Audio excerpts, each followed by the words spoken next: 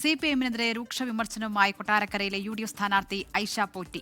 തുടർഭരണത്തിന് എൽഡിഎഫിന് അഹങ്കാരം. സിപിഎം കമ്മിറ്റികളിൽ തനിക്കെതിരെ അധിക്ഷേപമുയർത്താൻ ക്ലാസ് എടുക്കുന്നു. താൻ നടത്തിയ വികസന പ്രവർത്തനങ്ങളുടെ ക്രെഡിറ്റ് മന്ത്രി കെ.എൻ. ബാലഗോപാൽ തട്ടിയെടുക്കുന്നുവെന്നും ഐഷ പോറ്റി 24നോട് പറഞ്ഞു. ശക്തമായ ത്രികോണ മത്സരം പ്രതീക്ഷിക്കുന്ന മണ്ഡലങ്ങളിൽ ഒന്നാണ് കൊട്ടാരക്കര. കൊട്ടാരക്കരയിലെ യുഡിഎഫ് സ്ഥാനാർത്ഥി ഐഷ പോറ്റിയാണ് 24നൊപ്പം ഇപ്പോഴുള്ളത്. ഈ അവസാന നിമിഷത്തിൽ എത്തി നിൽക്കുമ്പോൾ എത്രത്തോളമുണ്ട് പ്രതീക്ഷ? നല്ല പ്രതീക്ഷയാണ്. എന്താന്ന് വെച്ചാൽ ഞാൻ നാട് മുഴുവൻ, ഈ മണ്ഡലം മുഴുവൻ 1-2-3 റൗണ്ട് പോയിട്ടുണ്ട്. പണ്ട് MLA ആയിരുന്ന സമയം മുഴുവൻ സമയവും ജനങ്ങളോടൊപ്പം നല്ല രീതിയിൽ ഇടപഴകി അവരുടെ എല്ലാ പ്രശ്നങ്ങൾക്കും എല്ലാ സ്ഥലത്തും എത്തുകയും എല്ലാ സ്ഥലത്തും വികസന പ്രവർത്തനങ്ങൾ എത്തിക്കാനും നല്ല പരിശ്രമം നടത്തിയിട്ടുണ്ട്. അതവർ മറന്നിട്ടില്ലെന്നാണ് എനിക്ക് മനസ്സിലായത്. മുന്നണി മാറ്റത്തിൽ ഇപ്പോഴും അധിക്ഷേപ പരാമർശങ്ങൾ എവിടെ നിന്നെങ്കിലുമൊക്കെ കേൾക്കുന്നുണ്ടോ? സോഷ്യൽ മീഡിയയിലുണ്ട്. പിന്നെ ചിലപ്പോൾ ചെന്നാൽ ഈ പാർട്ടി കമ്മിറ്റികളിലൊക്കെ കൊടുത്തേക്കുന്നൊരു ക്ലാസ് ഉണ്ട്. അത് മനസ്സിലായത് എന്താണെന്ന് വെച്ചാൽ എന്നോട് പറയാറുണ്ട്, എല്ലാവരും വന്നിട്ട് റിപ്പോർട്ട് ചെയ്യും, ഐഷ പോറ്റി ഇങ്ങനെ മാറിപ്പോയി, അപ്പോൾ അത് നന്നായിട്ട് പ്രതികരിച്ചോണമെന്നൊക്കെ പറഞ്ഞു കൊടുത്തിട്ടുണ്ട്. ആ ഒരു പ്രതികരണം അവരെന്താ കാര്യമെന്ന് മനസ്സിലാക്കാതെ പാർട്ടി കമ്മിറ്റികളിൽ പറഞ്ഞു കൊടുക്കുന്ന കാര്യങ്ങൾ അതുപോലെ പറഞ്ഞു. അപ്പം ഞാൻ അതിൻ്റെ വിശദീകരണം കൊടുക്കുമ്പോൾ അവർക്കത് മനസ്സിലാവുന്നുണ്ട്. തുടർഭരണമാണോ ഇടതിനെ എത്രത്തോളം പ്രതിസന്ധിയിലാക്കിയത്? ഉറപ്പായിട്ടും അഹങ്കാരമായിപ്പോയി. തുടർഭരണം ഇനി ഞങ്ങളെ ഉള്ളൂ എന്നൊരു തോന്നൽ വന്നു. അധികാരം ജനങ്ങൾ തരുന്നതാണെന്നും താൽക്കാലികമാണെന്നുള്ളൊരു ബോധം എല്ലാവർക്കും ഉണ്ടാകണം.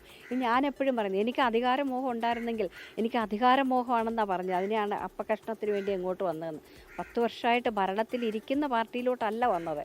പിന്നെ ഇവർക്കൊക്കെ അധികാരമോഹം ഇല്ലാഞ്ഞിട്ടാണോ വയസ്സളവ് പോലും ചിലർക്ക് മാത്രം കൊടുത്തുകൊണ്ട് വീണ്ടും വീണ്ടും മത്സരിക്കുന്ന അധികാരമോഹം അല്ലല്ലോ, അല്ലെന്നല്ലേ പറയുന്നത്. ഒരു MLA മാത്രമായിരുന്നപ്പം ഓരോ ടേണിലും ചെയ്തതൊന്ന് കമ്പയർ ചെയ്ത് നോക്കിയാൽ വലിയൊരു മന്ത്രിയായിരിക്കുന്ന എതിർ സ്ഥാനാർത്ഥി എന്തു ചെയ്തു എന്നാണ് എൻ്റെ ചോദ്യം.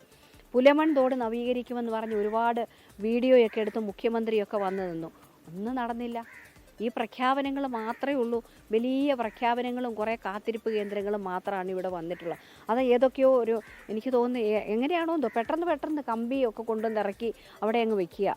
അതാണിപ്പോൾ നടന്നുകൊണ്ടിരിക്കുന്നത്. ബാക്കി ചെയ്യേണ്ട ജോലികളൊക്കെ അവിടെ കിടക്കുക. ഞാനൊക്കെ ചെയ്തു വെച്ചിടത്ത് കുറേ സഖാക്കളെയൊക്കെ ഇരുത്തി വീഡിയോ എടുത്ത് മന്ത്രിക്ക് അഭിവാദ്യങ്ങളെന്ന് പറയുന്ന രസകരമായിട്ടുള്ള കാഴ്ചയാണ് ഇപ്പോൾ കണ്ടുകൊണ്ടിരിക്കുന്നത്. പ്രതിഭയ്ക്കെതിരായ അധിക്ഷേപ പരാമർശം കേട്ടിട്ടുണ്ടാവും, എന്താണ് അതിനോട്? ഞാൻ ആ വാചകങ്ങൾ കേട്ടില്ല. അധിക്ഷേപ ഒരാളും അങ്ങനെ ചെയ്യാൻ പാടില്ല. ഇനി ഏത് മനുഷ്യരായാലും ആരെ ആക്ഷേപിക്കാൻ പാടില്ല. അത് ഒട്ടും ശരിയായ കാര്യമല്ല.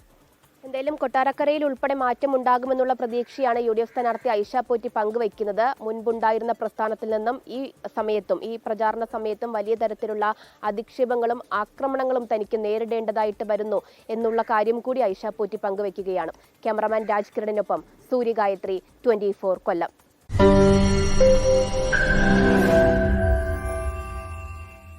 ലോകത്തെവിടെയായാലും ഏത് സമയത്തും 24 വാർത്തകളും ഓഗ്മെന്റഡ് റിയാലിറ്റി പാക്കേജുകളും എക്സ്പ്ലെയിനറുകളും വിശദമായി കാണാൻ ഞങ്ങളുടെ YouTube ചാനൽ നിങ്ങൾക്ക് സബ്സ്ക്രൈബ് ചെയ്യാം.